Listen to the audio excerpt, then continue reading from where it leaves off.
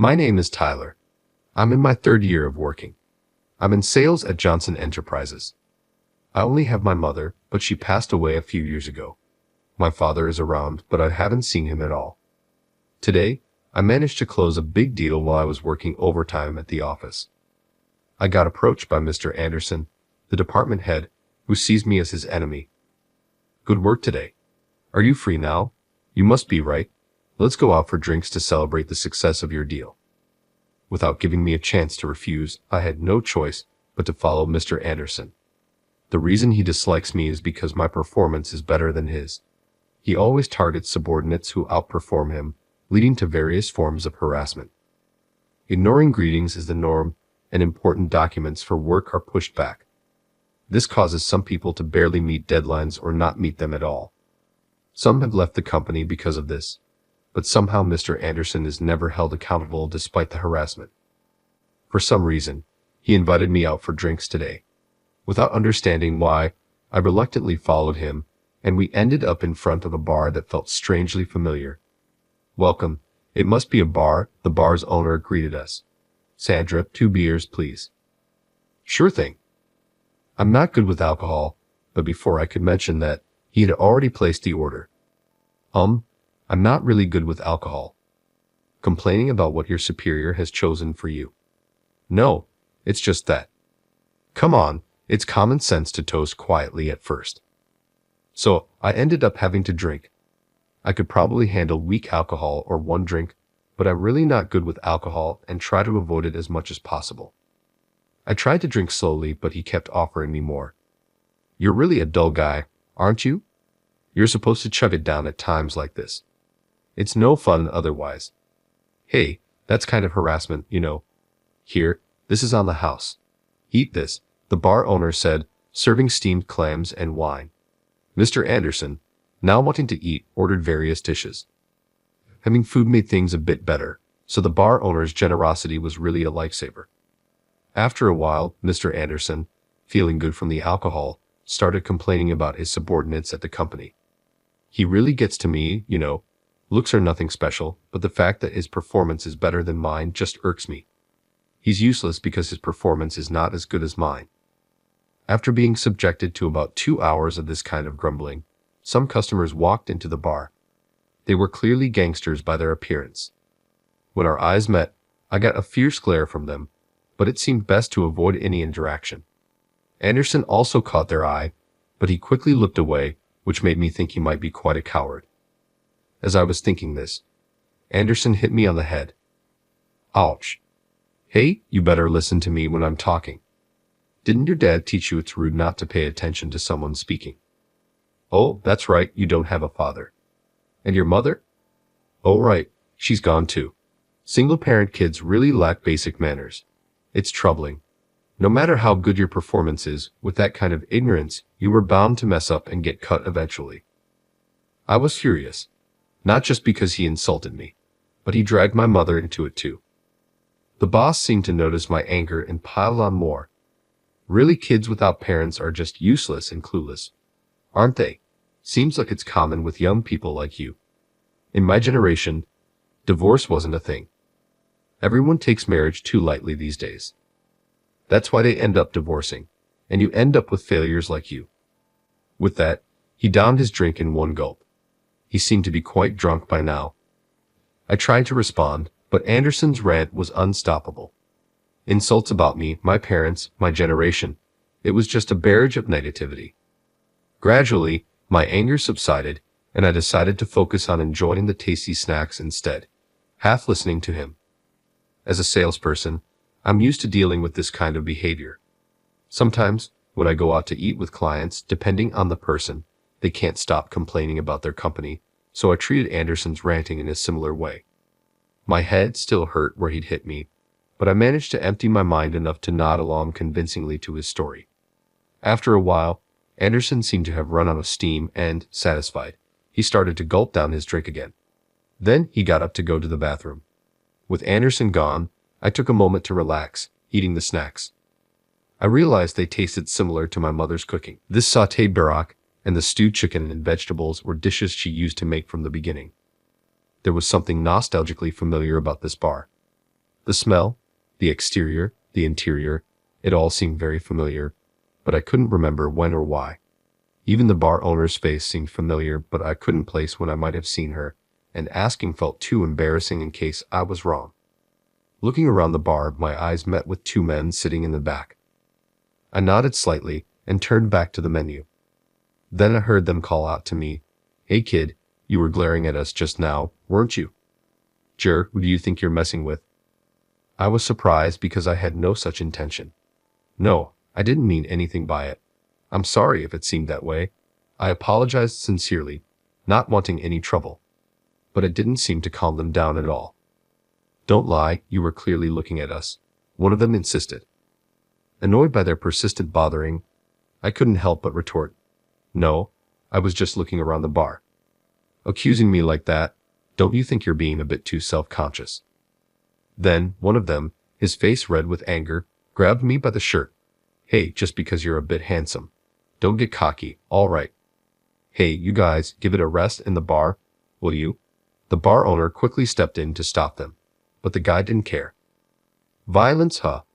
I'll call the cops right now," I retorted with confidence. "Oh, yeah? I'll beat you so bad you won't be able to call them." With that, he punched me hard in the face. Shocked by the impact, I fell to the floor, unable to move. But the two of them didn't stop, continuing to beat me mercilessly. I desperately protected my head. The pain was making my consciousness blur. Then the boss came back. "Aunt Mr. Anderson, help." I called for help in a fading voice. Through my blurry vision, I could see the boss smiling. "Ah, this is just perfect. How do you feel, Tyler? I've disliked you from the start. You're good looking, have better performance, and you even seem to get along with the office's darling. Acting all high and mighty, huh? I've always wanted to mess up that face of yours," Anderson said with a smirk. "All right, we'll leave it at this. Where's the money?" One of the men spoke to the boss. "Ah, here you go," the boss handed an envelope, likely containing money, to the man. "Yeah, just my luck today made me feel a lot better."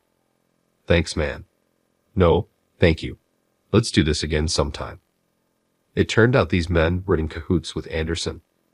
I thought it was strange that Anderson had invited me out. In my fading consciousness, I regretted my naivety. "Hey, you guys, this kid Tyler, is he?" "Then you're in more danger than he is." Sandra came over and woke me up. "In danger? What are you talking about? He's just a regular guy," the man spoke. The door to the bar opened. Standing there was the head of the Smith Group, now named Bob. The two men in the bar, apparently gangsters from the Smith Group named Steve and Joe, were puzzled as to why their boss had shown up. "Steve, Joe, I heard you've been up to something behind the scenes. What are you doing?" "Who told you to do this?" Bob asked. The two hesitated. "Well, just a bit of..." "Don't mumble. Taking money from civilians and acting as a criminal intermediary. What do you think you're doing using the gang's name? Disgracing our gang like this won't slide easily." Hearing this from the gang leader, the two shrank back. In the background, Anderson was frozen stiff. "Sarah, I'm sorry for the trouble my guys caused. If anything's broken, let me know, and we'll compensate. And you, I'm really sorry about this. We'll cover your medical expenses. Could you get in touch with me?" With that, Bob handed me his business card.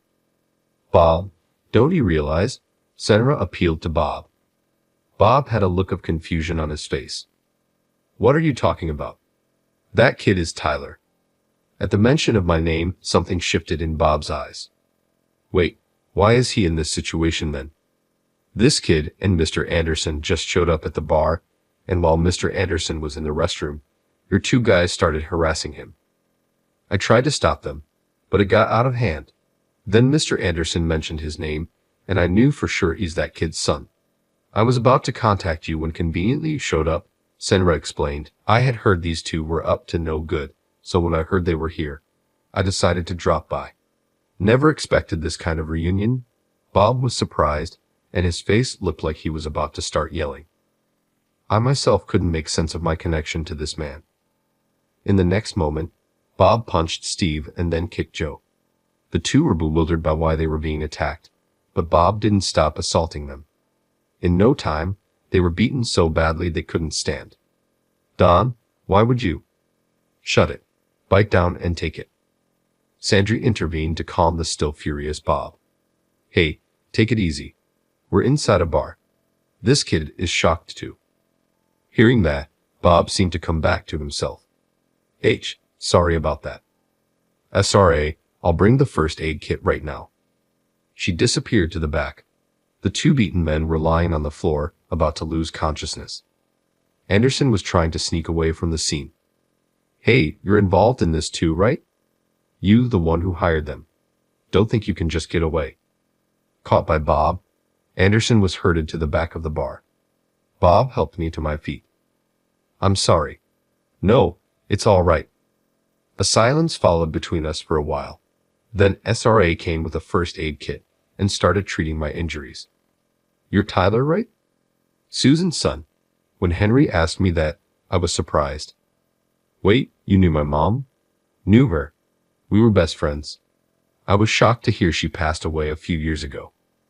I really regret not being able to see her one last time, Sandra said, her eyes filling with tears. My mom's funeral had been a small affair, just family.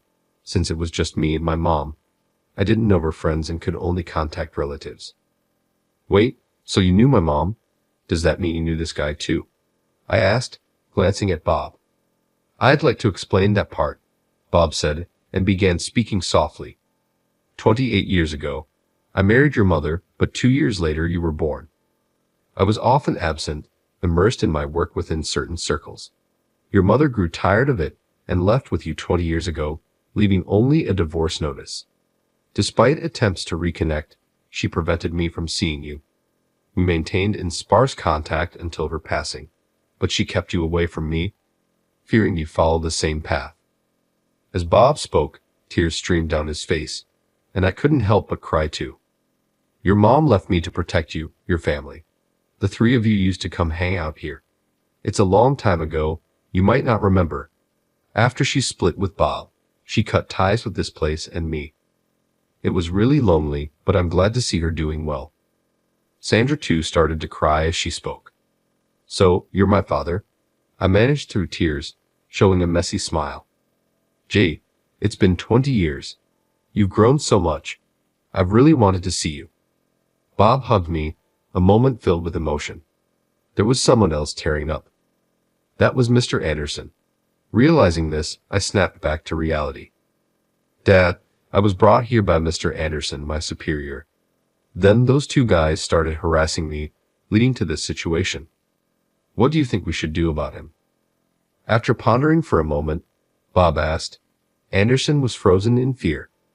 Where do you work now? I'm in sales at Johnson Enterprises. The CEO of Johnson Enterprises is a friend of mine. I'll give him a call right now. Hearing this, Anderson panicked, perhaps fearing the worst, and suddenly knelt down. Tyler, I'm sorry. This was all just a spur of the moment. Please don't tell the company. Watching Anderson now groveling, I was disgusted. It's too late for that. What you've done to me is a crime, and the harassment at the company too. And it's not just me, right? Many others have been troubled by your actions. It's time to settle this. As I declared this, Anderson looked utterly defeated. Hello, Mr. Johnson. This is Bob. Do you know Tyler from your company? Oh, you do? Well, he's actually my son. Yeah, it seems he has something to discuss with you. May I put him on? Bob handed me the phone. Hi, Mr. Johnson, it's Tyler. Thanks for taking my call. I need to discuss Mr. Anderson, our manager. I've been facing harassment lately, like excessive workload, being ignored, and even physical violence. Others in the company are dealing with similar issues. I'm hoping for intervention, or I might have to resign. Your consideration would mean a lot. I'll pass you back to my father now. Hello, Mr. Johnson. Sorry, Anderson's causing trouble, but I trust you'll handle it appropriately. Thank you for understanding. Goodbye. Bob ended the call. Anderson was in a daze. It turns out Anderson's father knew Mr. Johnson, which is how Anderson landed the job and climbed up to being a manager despite his poor performance. If I ended up resigning at this age, finding another job would be tough. Anderson, up until now, I've only focused on work and turned a blind eye to your behavior. If it didn't interfere with work, I thought it was fine. But this time you've gone too far. You were laughing while I was getting beaten up. You might say you didn't expect things to turn out this way, but unfortunately, that excuse won't fly anymore. Your selfish actions are causing trouble for everyone. I won't let you do whatever you want anymore. As I said this, Anderson, perhaps in desperation, swung a punch at me. Caught off guard by the sudden movement, I couldn't move. That's when Bob, from behind me, grabbed Anderson's swinging arm and effortlessly threw him over his shoulder. Ow! Slammed onto the floor. Anderson groaned in pain. Sandra, do you have any rope or something? We need to tie this guy up or he'll run away. Sure thing. With that, Sandra brought over some plastic rope, and Bob tied up Anderson. Listen, Tyler, you are truly my son, and I'm the head of this gang. I might not live in the mainstream world, but I have my connections. If you're ever in trouble, just let me know. I want to make up for the 20 years we've been apart. Thanks, Dad, but I want to live my life without relying on you as much as possible. Of course, we can make up for the lost 20 years by going out for meals and such. I didn't want to rely on Bob's power to live my life. I thought that's not what my mother would have wanted, but I had decided to slowly make up for the time with my father. He's my only remaining parent, after all. Tyler, that's very mature of you. Your mom probably wished for that too. She used to say that a lot when she came to the shop, that she wanted you to be independent like Bob. She said that was the only thing about Bob she respected. She must be happy looking down on you from heaven, seeing how much you've grown. I believe she's happy. My mom always told me she wanted me to live a great life, to be a man who can stand on his own 2 feet. That's how she raised me to fulfill her wish. That's why I've been working so hard. Well done, truly. Susan raised you well, didn't she, Bob? Yeah, I caused Susan a lot of trouble, left all the parenting to her. I think I made her go through hard times.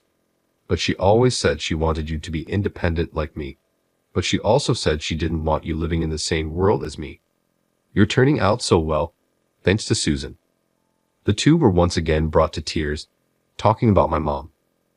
Enough crying. Go tell my mom directly. Visit her grave later, will you? Hearing this, Bob and Sandra smiled happily. I realized I wanted to be involved with these people for a long time. But what about these guys? I had almost forgotten about the gangsters, Steve and Joe. They were already beaten up but seemed conscious, trying to sneak out of the shop. Hey, where do you think you're going? Let's hear what you have to say. The two sat down formally and looked at each other. Yes, we understand. So I've been hearing rumors about you two lately. Is it true you're taking money from civilians to beat people up? When the two remained silent, Bob pressed in further.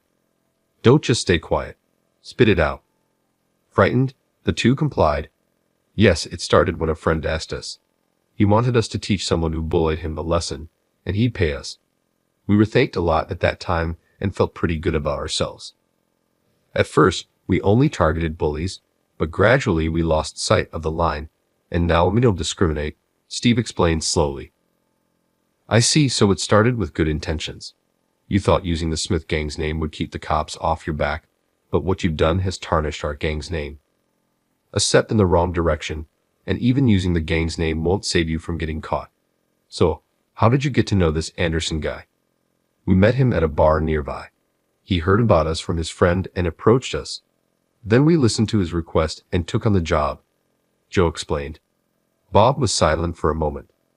So you had no prior knowledge of Tyler? You acted. Yes, that's right. Is that so? After a moment of thought, Bob spoke to me. Hey, what do you want to do with these guys? As I remained silent, Anderson spoke up. I didn't tell them to go this far. I just asked them to scare you a bit because I was angry. Angry? What are you talking about? You said to beat him up so badly he couldn't come to work. That's right, I heard it too. The gangsters and Anderson began arguing. Shut up. It doesn't matter now. The reason things got to this point is because of Anderson. But ultimately, you two are the ones who laid hands on Tyler. Either way, all three of you are in the wrong. Silenced by Bob's shout, the three of them quieted down instantly. I had decided what to do with the two. Dad, I can't let it go after being hit like that. Can I get back at them? With that, Bob quickly agreed. That's my son, so I decided to give Steve and Joe a taste of their own medicine with Bob's help. Though they were almost in tears, I poured all I had into a single punch and landed it squarely on Steve's face, knocking him out cold. Joe was quickly knocked out by Bob as well. I feel so much better, thanks Dad. No problem, but you've got some good muscles there. You could be my successor. Bob. Bob was quickly admonished by SRA, laughing it off as a joke. They're knocked out, but what should we do with them? No worries, I'll call for a pickup. Bob made a call somewhere. Their ride will be here soon, so don't worry. As for Anderson, the CEO is supposed to come for him. What will happen to them now? Probably after receiving punishment from the gang, they'll either turn themselves in or be expelled. Though what happens could change based on my decision. Tyler, do you want to press charges? If you do, it'll likely lead to them turning themselves in. No. I think I'm good. I got back at them, and I feel cleared up. I'll leave the rest to you, Dad. But I don't know how the others who were harassed by them feel. Well, that's true. I know these guys aren't bad to the core, so I want them to pay for their crimes and never come back to this world again. These two were guys that Bob had taken a liking to early on. They were picked up by Bob when they were disillusioned with the world and lashing out. However, Bob had been too busy recently to look after them properly. Bob also mentioned regretting having brought them into this world. It seems there's a desire for them to start their lives over again. Hearing this, I thought about how passionate a person he was. Then the door to the shop opened. There stood Mr. Johnson Anderson. What on earth is this? The CEO was shocked by the situation. As I explained what happened, he deeply apologized. I apologize for the incident. It was an oversight on my part. We'll be discussing Anderson's resignation. Tyler, please remain with the company. Bob, I'm sorry for any inconvenience. I hope you'll continue to support us, Mr. Johnson. I'd like to ask for your continued support as well, for both my son and myself. Anderson was taken away by the CEO. His back looked smaller, perhaps in despair about what lay ahead. Soon after, Bob's top disciple arrived. Bob, sorry to keep you waiting. These are the guys, huh? Really? What have you two been up to? Wake up. Startled awake by the shout, the two men suddenly snapped to attention. Seeing the person standing there, they trembled in fear. Bob, I'm really sorry. I was asked to take care of these guys, and I'll make sure they're properly disciplined, so don't worry. All right, I'll get in touch with you about what to do next. Got it. Thanks. Come on, you two, get up. Grabbed forcefully by the neck, the two were taken away. It seems things have calmed down for now. I was worried about what might have happened if Bob hadn't shown up. Your timing has always been impeccable. Sandra laughed heartily and slapped Bob's back hard. Ouch. Well, yeah. Hey, Tyler, how about we grab some food after this? What are you talking about? We have to clean up the shop first. With all this mess, we won't be able to open tomorrow. I'll treat you to dinner, so please help clean up before you go. Realizing the shop was in disarray, Sandra eyed us. Sorry, we'll take responsibility and clean up. Dad, let's get to it. So Tyler and Bob set about tidying up the shop that evening. We were treated to Sandra's special curry. Before we knew it, morning had arrived. I had taken the day off, so I planned to go to the hospital later to treat my injuries. I'll get in touch later. See you around. Bob left with a refreshing look, his figure somehow dazzling. Later, I was directly informed by Mr. Johnson that Anderson had resigned. After conducting interviews with the staff, it turned out that a significant number had been harassed by Anderson. Some were even on leave due to depression. Mr. Johnson apologized to me repeatedly. He'd heard good things about my performance and praised me, asking me to continue doing my best for the company. I agreed, and even now, I continue to achieve excellent results at the company. On a day off, I found myself at a particular place with my dad and Sandra. Susan, I'm sorry I couldn't understand your feelings better. If only I had matured sooner, we might have reconciled after that fight. I truly regret it. In a few decades when it's my time, let's be friends again. Over there, saying so, Sandra prayed in front of my mother's grave, shedding tears for a long time. Then it was my dad's turn to pray. Susan, I was wrong back then. My regrets are endless. And thank you for raising our son Tyler into such a fine person. From now on, I'll watch over Tyler. So you have fun in that world. Leave the rest to me. He stood up after saying that. It looks like I'll end up taking care of Dad in his old age. What? I'm still in my prime. As we bantered, a strong wind blew. There was a familiar scent in the air. That was Susan, wasn't it? Definitely. She must be telling us to take care of each other and to stay healthy. Yeah, I think so too. That must have been Mom. Looking up at the sky, we decided to continue. All right, let's go grab some food. What do you want to eat? I want barbecue, the expensive kind. You're not holding back just because I'm paying. Of course, I'm your son, after all. All right, let's go. I'm starving. Sandra, leading the way, called us as we playfully followed her. After that, my dad and I made a point to meet up frequently, filling in the gaps of the 20 years we missed. We shared updates about our lives and consulted each other, building a warm father-son relationship.